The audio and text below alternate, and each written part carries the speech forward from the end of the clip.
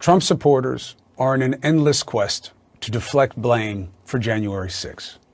It can't be as bad as we all saw, because then it's bad for him and bad for them. Remember, they first blamed Antifa.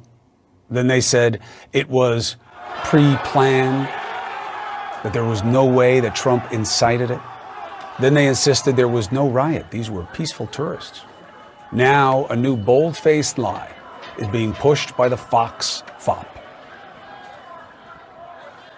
Strangely, some of the key people who participated on January 6th have not been charged. The government calls those people unindicted co-conspirators. What does that mean? Well, it means that in potentially every single case, they were FBI operatives. No, they could just as well be pizza salesmen. He is getting something wrong, and he probably knows it is. Here's what should bother you. His employer said in open court that he is not to be taken seriously. Do they put that on that screen when he's putting out that BS? No. It's one thing when he's going to show video of me working out as if that's a problem. I've never heard a man insult another man by saying, this guy's too jacked. I've never heard of it. I take it as a compliment. It's nice to be mentioned on Hate TV. But why aren't they telling you, don't take this man as truthful? Because we said in open court he is not to be believed by reasonable people. They said it. What's his source? A site run by this guy, Darren Beattie, former Trump speechwriter, left his post in 2018 after attending a conference with white nationalists.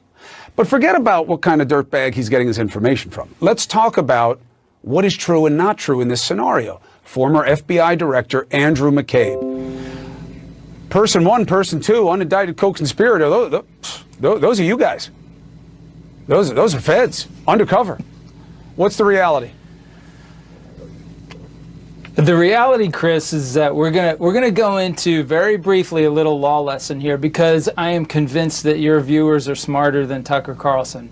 So here's how it works. When an indictment is written, at the time the indictment is written and signed off by the judge, there are people who need to be referred to in the indictment just to make it a coherent story so it makes sense, but who the government is not prepared to charge at that time. There may be all kinds of different reasons that they're not prepared to charge that person at that time. I'll give you a great example.